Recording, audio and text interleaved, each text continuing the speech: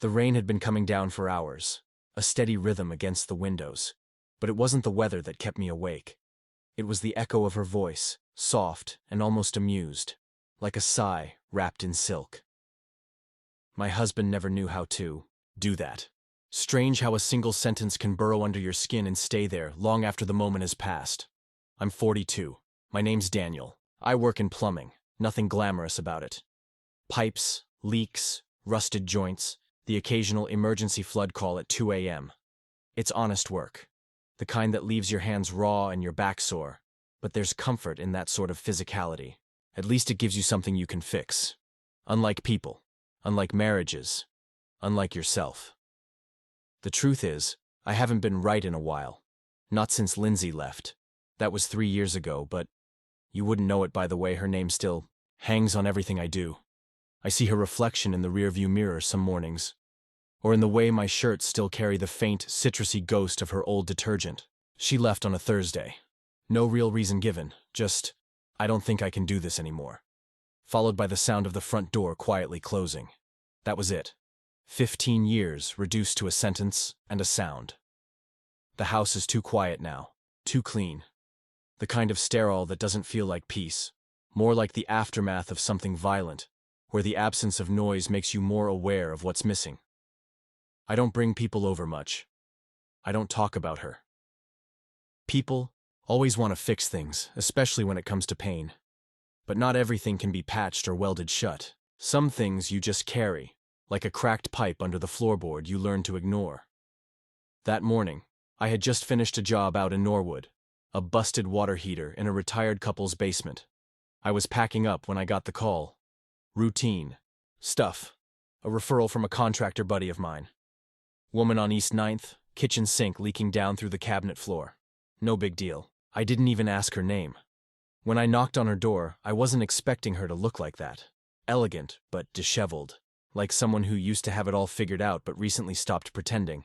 She wore one of those oversized sweaters that slip off the shoulder, and her dark hair was pulled up messily, as if she'd been trying to get something done and forgot halfway through. Her eyes were green, the kind of green you don't forget. She smiled, quick, polite, and stepped aside to let me in. Said her name was Claire. Her voice was low, almost weary, but warm in a way that made the space feel less empty. The kitchen was modern, spotless, but the smell was what got me. Rosemary and lemon. Familiar. Nostalgic in a way I couldn't place. The sink was an undermount, brass fixtures, Italian tile around the backsplash. Someone had spent money here. But the leak was real, and I slid under the counter without much small talk. I like it that way. Pipes don't ask questions. I was halfway through tightening the fittings when she crouched beside me, holding a glass of water. "You're good at this," she said, smiling like she wasn't just talking about plumbing. That's when she said it. My husband never knew how to do that. It landed like a casual remark, but it wasn't. Not really. The way she said husband in past tense. The way she looked at me when she said it. Like she wanted me to know something without saying it outright. I didn't ask. I never do. Still, I haven't stopped thinking about it. There's a part of me that's tired of fixing what other men have left broken. Of being the guy who shows up when something leaks or cracks or collapses. I used to joke about it, how I've seen more failing marriages from under a sink than any therapist ever has. But lately, it doesn't feel so funny. What stuck with me wasn't just the words. It was the way she said them. Like a confession. Like a test.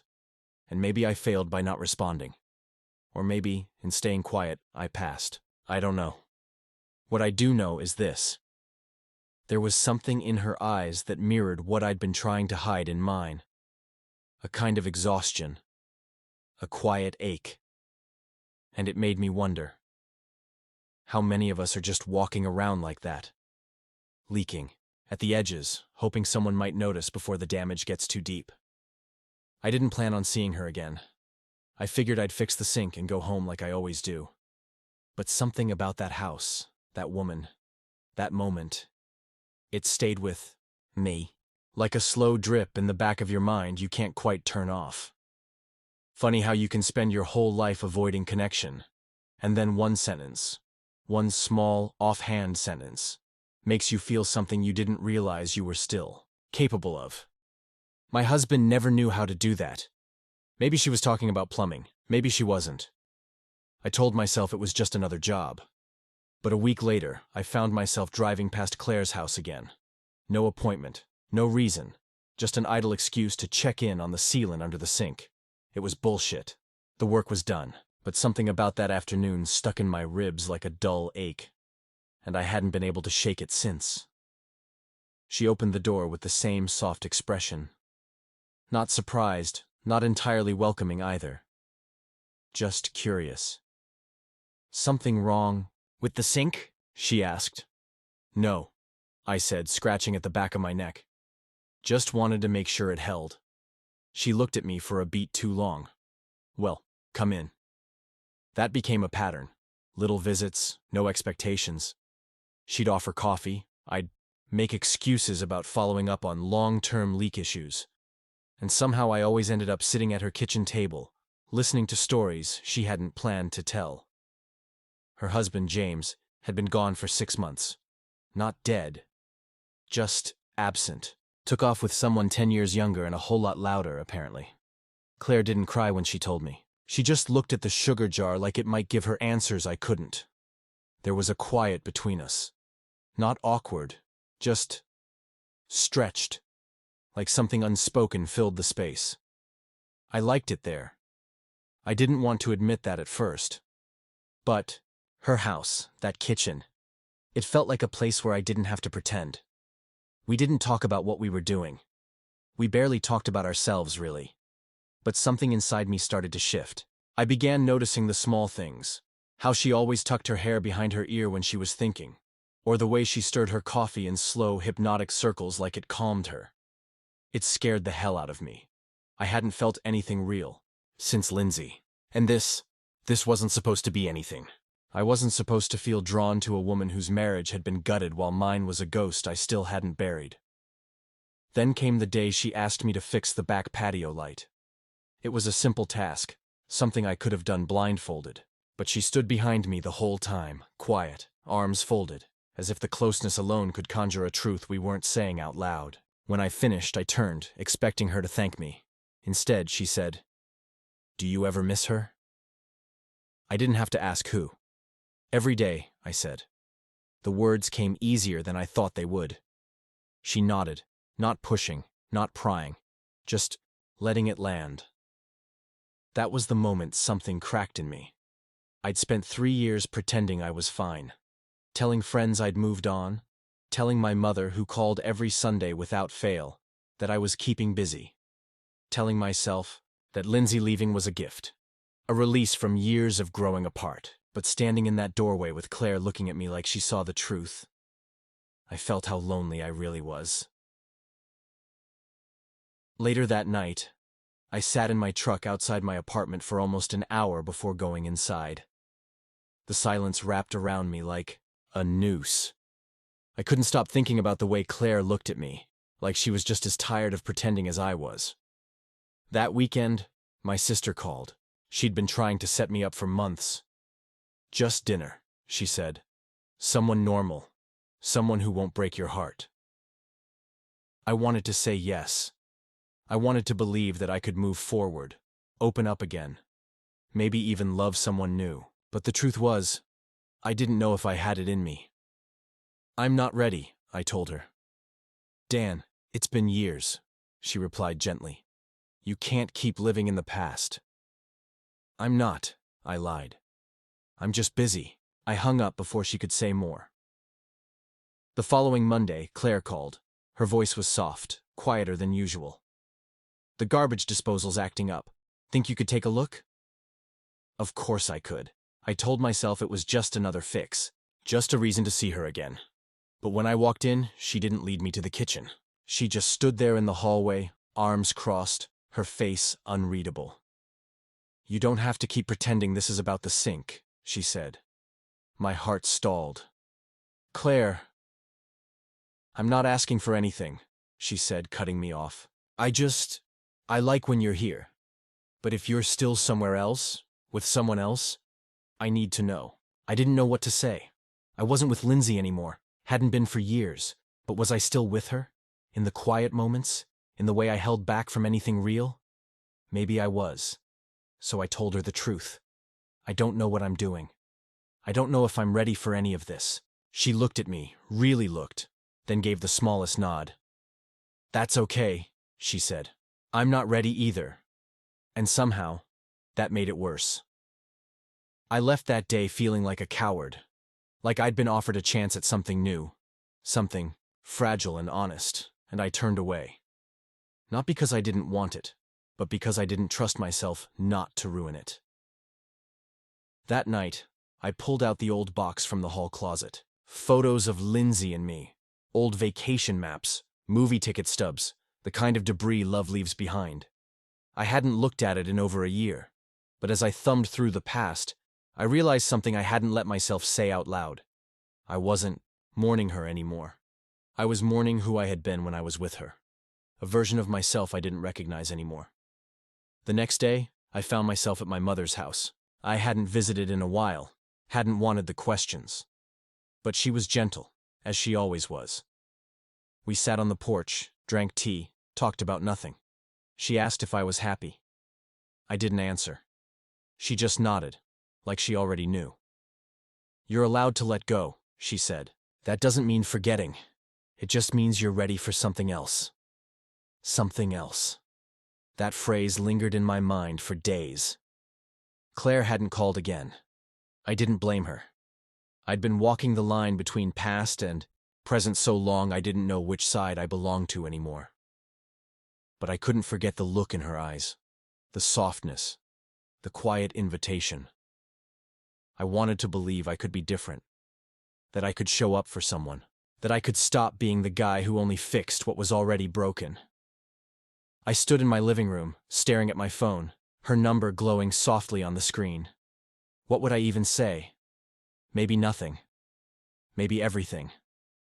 All I knew was, the silence between us was beginning to feel heavier than the pain I'd been carrying, and I didn't want to carry it alone anymore.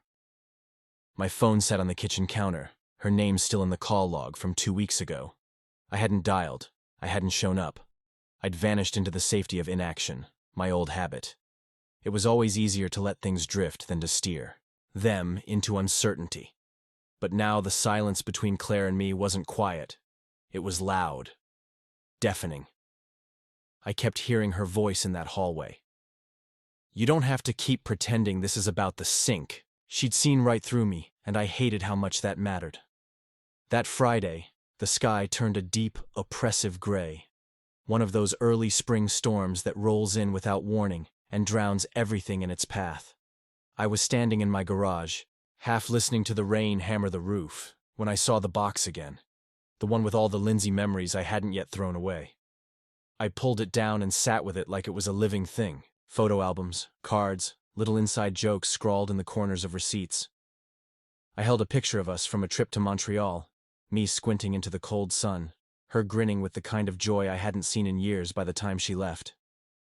We're different people back then. Young, stupid, full of promises we didn't know how to keep. And maybe that's what scared me the most about Claire. It wasn't that I didn't want to feel something again. It was that I didn't trust myself. Not to ruin it once I did, but hiding hadn't kept me safe. It had just kept me alone. I shoved the box back onto the shelf and stood there, soaked in the stale scent of dust and motor oil, trying to catch my breath. Then, before I could change my mind, I grabbed my keys. I drove through the storm. I don't even remember the route. My mind was spinning with a dozen versions of the conversation I might have to have. What I'd say, how she'd react, whether I'd be too late. Her house was quiet when I pulled up. The porch light was off, the curtains drawn. For a minute, I just sat there, engine running, rain sheeting across the windshield, my heart pounding like it was trying to escape my chest. I reached for the door handle and stopped. What if she didn't open the door? What if she did? My hands shook as I wiped them on my jeans. My reflection in the mirror looked like a man halfway between who he used to be and who he was trying to become. hollowed out, terrified, still searching for a way to move forward. But I got out anyway. The rain soaked me in seconds. I walked up the porch steps like I was walking into a reckoning. I raised my hand and knocked once, then again. Nothing. I was turning to leave when I heard the door unlatch. She opened it slowly, wearing a sweatshirt 2 sizes too big, and her hair up in that effortless knot I always liked. Her eyes were tired, guarded. "Hey," she said. "Hey," I echoed, my voice hoarse. I wasn't sure if you'd still want to see me." I wasn't sure either. I nodded, drenched, heart exposed. "Can I come in?" She hesitated for a second that felt like eternity, then stepped aside. The house smelled like cinnamon and quiet. I stood in the hallway, not knowing where to put my hands. "I thought, maybe I screwed it up," I said. "You did," she replied, calm, direct, "but I don't think it was just with me." That hit hard. She walked into the kitchen, leaving me to follow. She poured tea for herself and left me to pour my own if I wanted it. We stood at opposite ends of the counter, the silence thick between us. "I've been afraid," I said finally. "Of what?" "Of feeling something real again, of losing it, of not knowing who I am without the past to hide behind." She nodded slowly, not interrupting. "I told myself I was healing," I continued, "but I was just avoiding. You reminded me of what it means to be seen, and that terrified me." Now her eyes softened, the wall beginning to crack. "I wasn't asking for a promise," she said. "I just needed honesty." I didn't know how to give it, I admitted. Until now. We sat at the kitchen table, our unofficial meeting spot. She looked at me with those calm, questioning eyes. "So why now?" I took a breath that felt like it pulled straight from my ribs. "Because the silence without you has started to feel like more of a loss than what I left behind." Her eyes shimmered, just for a moment. Then she set her mug down and stood. I thought she was walking away. Instead, she walked over to me. Close. Closer than we'd ever stood before. She touched my hand. "I don't want to be your rebound," she said. "You're not. I don't want to fix you. I'm not asking you to."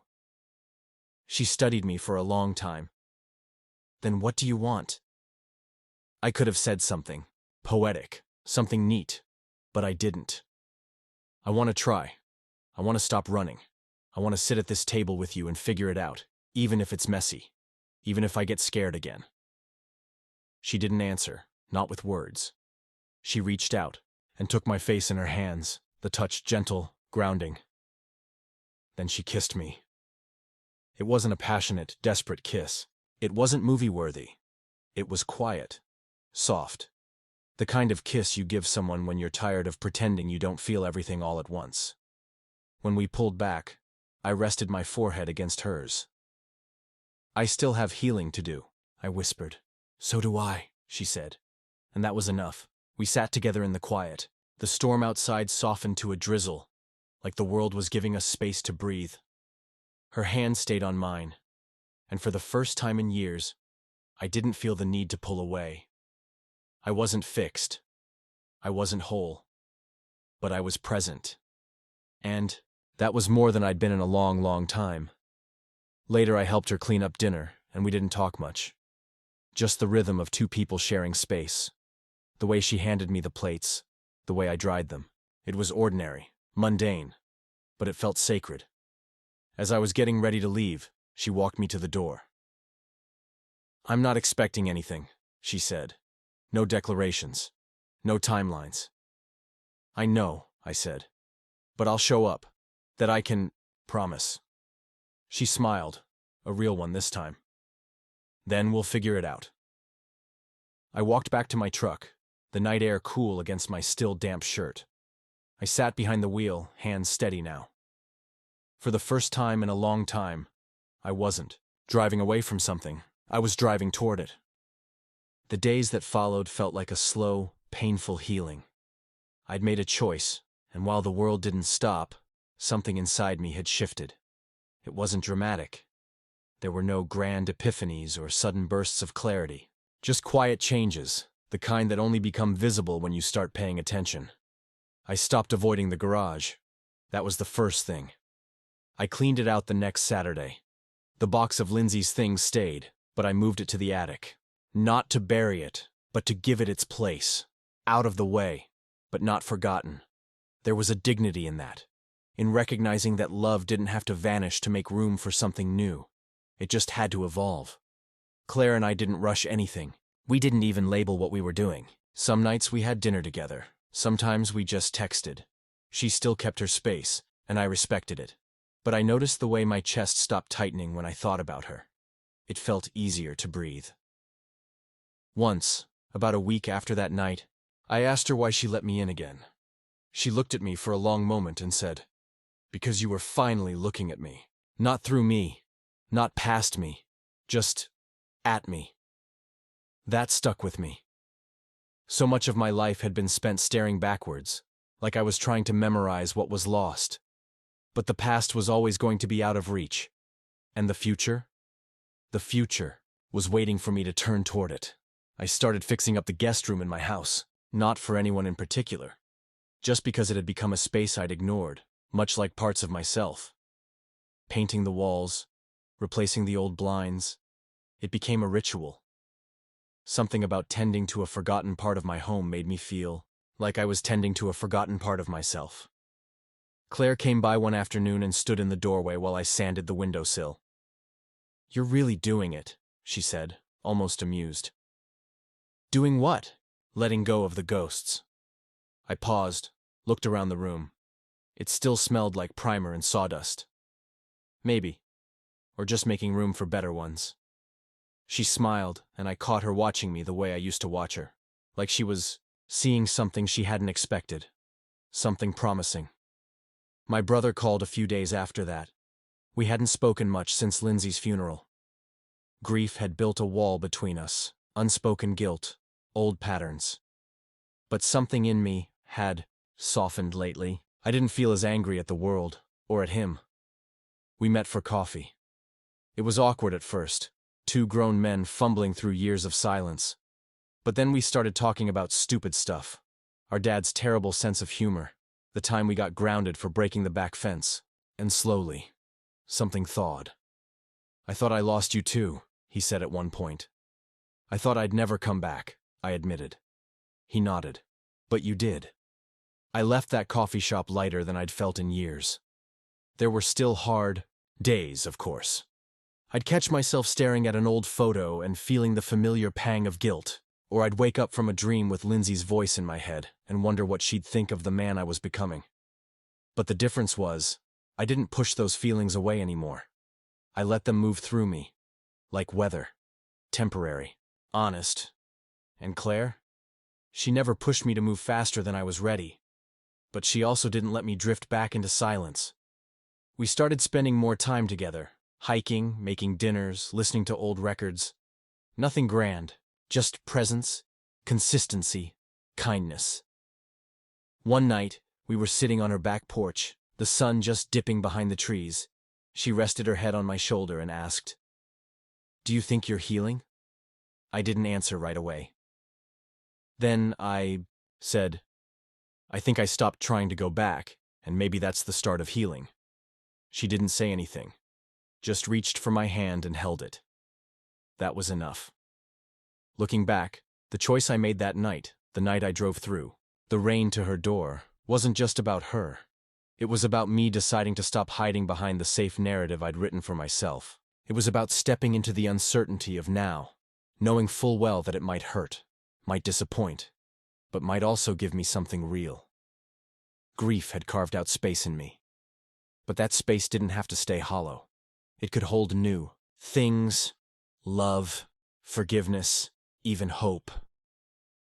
And maybe that was the real transformation. Not that I found someone new, but that I found a version of myself I could finally stand to live with. One who didn't flinch from intimacy. One who didn't need to be perfect, just present. One afternoon, as I stood in that freshly painted guest room, light pouring in through the new curtains, I realized I'd been building more than just a space. I'd been building a life again, not the one I had before. a different one, but no less worthy of being lived. There's a quiet that settles into your bones once you've stopped running, from your grief, your past, yourself. It's not the silence of defeat, but of acceptance, a kind of stillness that doesn't ask for explanations. It just exists, and in that stillness, you can finally hear your own heart again. I think about that day I stood in Claire's kitchen, drenched from the rain, not sure if I was there to confess something or to be forgiven. Maybe both. I came to fix a sink, and instead, I started fixing parts of myself I didn't even know were broken. Funny how life does that. You walk into someone else's space thinking you're doing them a favor, and you leave realizing they gave you something far more valuable. A mirror. A reflection of who you could be, if you just let go of who you thought you had to be. I've stopped pretending that healing is a destination. It isn't. It's a choice you make every morning. To get up. To breathe through the ache. To keep showing up for your own life. Some days I do it better than others. But I do it. I've also come to understand that love doesn't erase loss. It doesn't replace it. It grows around it, like vines curling up a broken wall, beautiful and wild, not in spite of the cracks, but because of them. I'll always carry Lindsay with me. She was part of my story, part of who I became, but she's no longer the shadow standing between me and the world. Claire has shown me what it looks like to love someone without needing them to fill your emptiness. She never tried to be a cure. She just stood with me, steady and honest, while I figured out how to be whole again, or maybe for the first time. The garage looks different now. I've started a small woodworking project, something I've never done before. Just a bench for the backyard. Nothing fancy. But my hands move with purpose now. Not just fixing things that are broken, but building something new. Something intentional. And that guest room? It's still empty, but it feels full in its own way, like a space waiting for possibility. I don't know what the future holds. I'm not in a rush to define it. Maybe that's the biggest change in me. I've stopped needing to control every outcome. I trust that whatever's meant to come will find its way to my door, and this time, I'll be ready to open it. There's this tree I pass every morning on my walk. Old, crooked thing, half its branches stripped by storms over the years. But every spring, it blooms. Not as full as the younger trees, but just as bright, resilient, rooted, still here. I look at that tree and I think, yeah, that's me now. Still here, still blooming. And maybe that's all we can hope for in the end, to keep growing, even when we're unsure, even when it hurts, to let life shape us, not harden us, to risk being seen, even in our most vulnerable moments. As I sit here now, the sun is beginning to dip below the horizon, casting long shadows across the floor. Claire's laughter drifts in from the kitchen. There's music playing low, something old, something comforting. And I feel settled. Not because everything is perfect, but because I am no longer lost. I'm not who I was when this started. I'm not hiding behind grief or guilt or fear. I've learned that letting go doesn't mean forgetting, that loving again doesn't dishonor what came before, and that the heart, for all its fragility, is also unbelievably resilient. So here I am, living, loving, building something new, not in the absence of pain, but because of it. And for the first time in a long time, I'm not afraid of what comes next.